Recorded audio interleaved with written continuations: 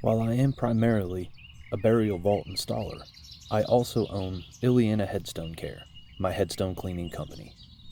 Lately, a lot of people have reached out in regards to starting their own headstone cleaning journey. So I figured I would record this headstone cleaning job that I received the other day and give a little bit of information of how I got started, what to do, what not to do, how to grow your business, and some tips and tricks I've learned along the way. Since I work for a burial vault company, funeral directors and I are familiar with each other, and they know that I have a headstone cleaning company. So if a family were to reach out to them, they send them my way to make sure I can get them taken care of. And I always appreciate the referrals. That's a fail. A lot of the headstone cleaning jobs that I do are given to me from families that live outside of town. So in the instance of a family member passing, or an upcoming holiday where they know they'll be visiting, they reach out to me and have the headstone cleaned before they visit. Today I'm cleaning a double upright slant headstone that's located in an area with a lot of trees, and this heavy green algae buildup is quite common. I start every headstone cleaning job by giving it a trim and blowing off all the excess debris that I can before soaking it in D2 biological solution. When it comes to products that I use, D2 biological solution and Dawn dish soap are the only two cleaning agents that I use. Although occasionally I will use wet and forget as well. Now, wet and forget is not verified by the Cemetery Association, but it has been deemed safe to use by the Veterans Organization that approves cleaning solutions as well. Now, if you're ever cleaning a headstone that's really built up like this on the back side with that real thick green moss, the best thing to do is just spray it with D2 and give it some time. Come back in a little while, spray it again, and then clean it. Because when you give that D2 time to work, it starts doing the work for you, pulling all those stains and mosses out from inside the stone. It makes it a lot easier to lightly scrub off. So we're going to give this about an hour and a half, 2 hours while I set the committal service, or mosquitoes, and then come back. And when I'm done setting the committal service, we'll give it the actual cleaning. All right, it's been about 20 minutes. We're going to go ahead and just spray it a little bit more and suds up all the D2 and get it spread out throughout all this algae and mold. One thing that's really important with headstone cleaning is patience. There's not an amount of scrubbing that you can do to perfectly clean every headstone. A lot of the time, the stains have developed over years of the stone being covered in algae and lichens, and they're actually deep saturated stains inside the stone. When using D2, you can simply spray it on and forget about it. What I like to do in a situation like this is let the D2 have as much time to work as possible. So throughout the committal service setup process, I will continue sudsing up the stone and working that D2 into all the nooks and crannies. And of course, a good headstone cleaner only uses soft scrub brushes. Alright, so it's been about an hour and a half. You can already tell that D2 has gotten on there, taking off all those big chunks of algae and lichens built up on the surface. Now what we're going to go ahead and do is suds it all up one more time, let it sit for a minute. I'm going to relocate the vase stand that they have next to the headstone. It looks like it's shifted over the years forward, so we're just going to rebury that right next to the stone. That way it'll be lined up. And then we'll go through with our different styles of soft scrub brushes, angle brushes, get inside all the design, all the lettering, these flowers at the top, and use our bigger deck brush. It's still soft, but it's got a lot longer bristles, and those work really good for this unpolished backside here that's got all the nooks and crannies for that mold and algae to grab into. So that's going to be the hardest part about this clean, is the unfinished backside of the stone. So let's go get some water, get our shovel to relocate that, and we'll finish up this cleaning.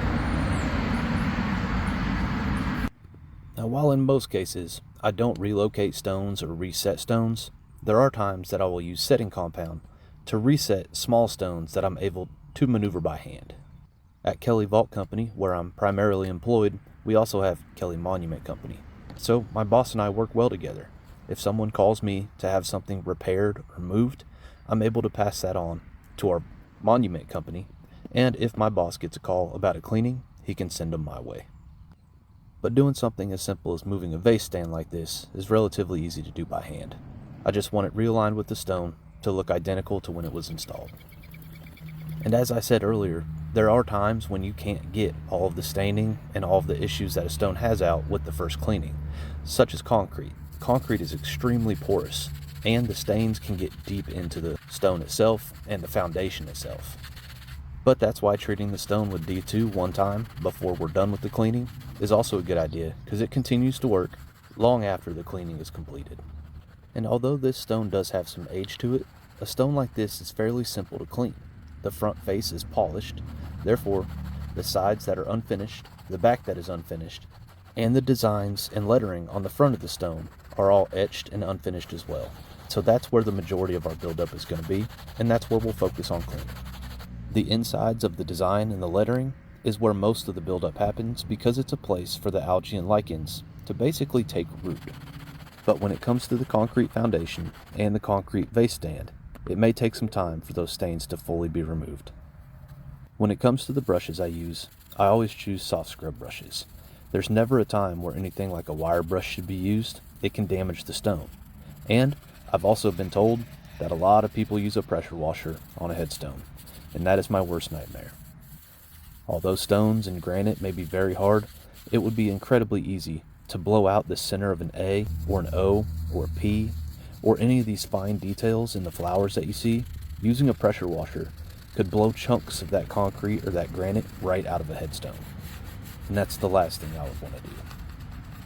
Now, if you are just starting your headstone cleaning journey, my biggest suggestion would be to make a Facebook page and get the word out there that you have a business that offers this service. A lot of the cleanings that I do are for the elderly that aren't physically able to get out to the cemetery and do the cleaning themselves, and they may not have family that's able to do it either.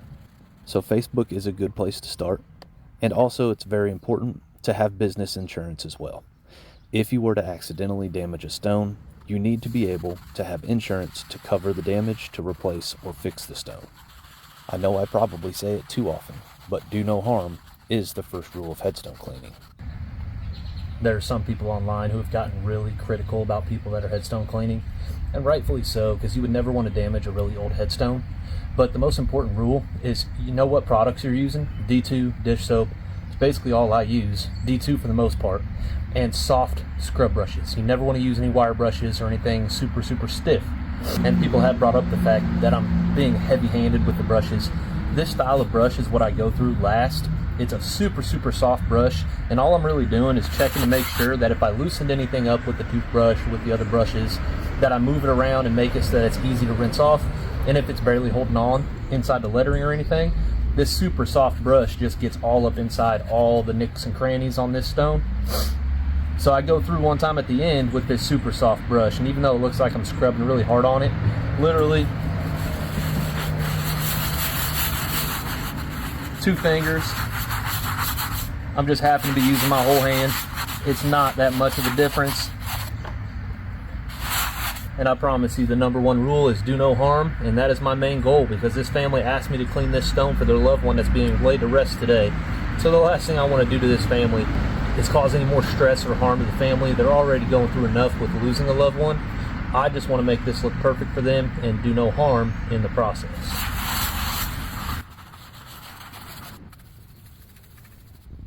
Now today I don't have to worry about it too much because it's overcast and cloudy, but one thing you really got to focus on is keeping the stone wet and keeping all that solution that you're using wet as well.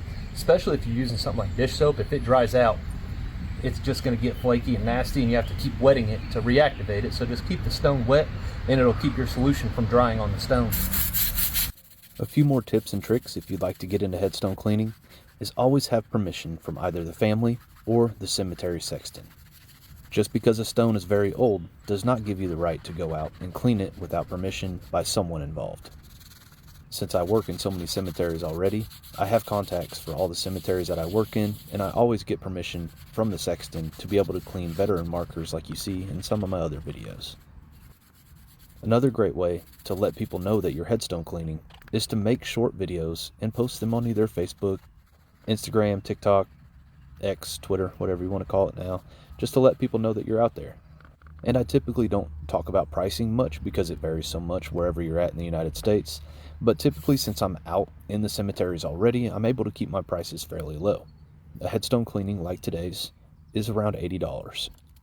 It all depends on the size of the stone, your travel distance, your equipment, tools, and solutions needed for the cleaning, and what the customer or yourself thinks that the headstone cleaning is worth. Some of the larger monument companies that also offer headstone cleaning charge upwards of $300, $400, $500 for a cleaning like this because they have a separate truck, separate fuel, a separate employee, and many other costs that I simply don't have since I'm already out in the cemetery and already working in the industry.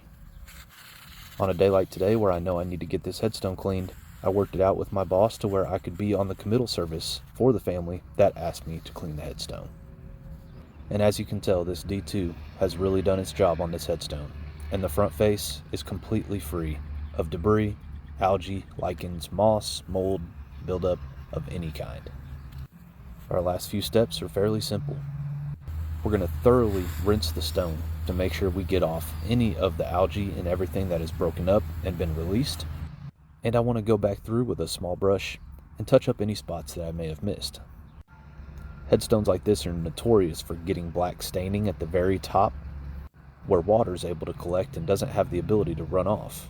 And stains like those are going to take time to release with the D2 solution. And since this family is going to be arriving soon, I want to be able to rinse this off and get it completely dry so that the front face is really legible and looks clean and brand new. It doesn't quite look as good when it's wet because the color difference isn't there between the granite and the etched surfaces. Another really kind gesture that you can do as a headstone cleaner that can make a family really happy is to make sure that you add flowers at the end of the cleaning. It's only a few dollars and it makes a big difference. Now the only thing left to do is clean up the area that we worked, rinse off all of our brushes, pack up all of our equipment, and get everything loaded back onto the truck. In my headstone cleaning tote, I keep around 6 or 8 brushes. I keep a small pump sprayer for D2, a large pump sprayer for my water, some rags, a stake, a large knife for etching if I don't have my weed eater with me, some small plastic scrapers to help with heavy buildup on flat stones, and my setting compound for when I need to reset a military marker or a family's marker. The only other tools you'll need is access to water somewhere in the cemetery or somewhere on your truck, a weed eater, and a blower. Hey, I needed you at the end of that cleaning and you were hiding. And you also need tools that show up and not hide from you when you need them to do their work. But we're now completed with this headstone cleaning, and I'm really happy with the way this one turned out.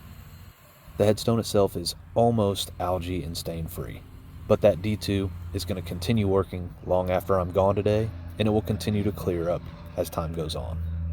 And this product will also keep any algae and lichens and things from forming for quite some time after it's been cleaned. D2 is a biological solution, which creates an environment not suitable for things to grow on the surface of the stone. And that's why it's trusted by Arlington to keep the white marble upright stones that we're all so familiar with clean year-round. So before I go, I just want to say thank you guys for watching, and always feel free to reach out with questions to my email, through my TikTok messages, or through my Facebook page, Illianaheadstonecare. I really do try my best to get back to as many people as possible with questions about the industry. And if you are starting a headstone cleaning journey, I wish you all the best of luck.